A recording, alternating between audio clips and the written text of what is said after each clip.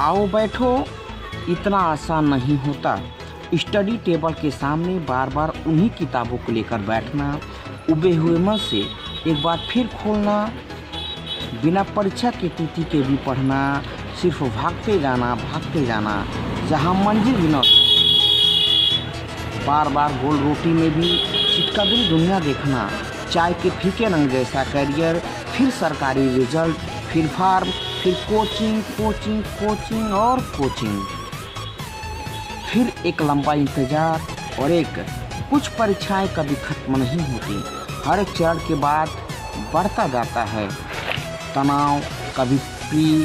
फिर मेंस, उसके बाद एक लंबा सा इंतजार, और इस इंतजार के बीच में बहुत कुछ हाथ से निकल चुका होता है। पड़ोस के चाचा की शादी, बड़े भैया की मैरिज एनिवर्सरी, आस पड़ोस में बस्ती सहनाई, मम्मी पापा की कमाई, दीदी की दिखाई और मिलती है बस तन्हाई, एक प्यारा सा ताना, वापस बुलाने की धमकी, शर्मा जी के बेटे से तुलना, शक करती निगाहें, मिटते हर सपना, और इन परीक्षा के चरण जिन पर डॉक्टर आर्थो लगा होता है, जो कभी रुकते ही नहीं, कभी थकते ही नहीं, एक के बाद एक कोर्ट कचहरी का चक्कर काटते हुए बस थकता है तो एक आम इंसान, एक आम छात्र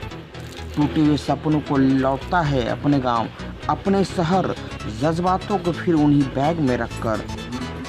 अपने सपनों को कबाड़ी के हाथों 10 रुपए किलो के भाव बेचकर, उन्हीं पैसों से शर्म का टिकट खरीदकर चढ़ जाता है अपने परिवार का लटका मुंह देखने, मम्मी की पथराई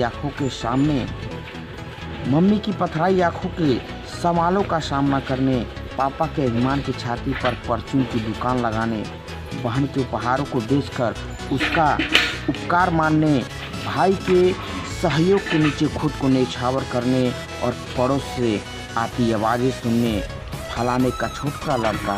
बहुत पढ़ाई की, बहुत अच्छा है, आजकल यही रहता है घर पर। आओ बैठो और सुनो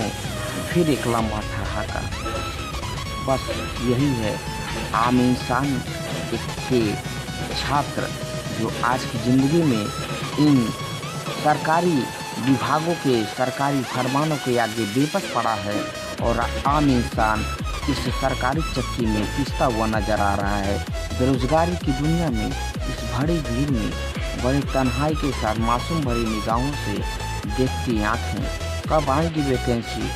कब एग्ज़ाम होगा, कब रिजल्ट आएगा, कब जाके हमारी जॉब लगेगी, और कुछ हमारे भी दो छोटे मोटे नहीं बच्चे होंगे। जय हिंद।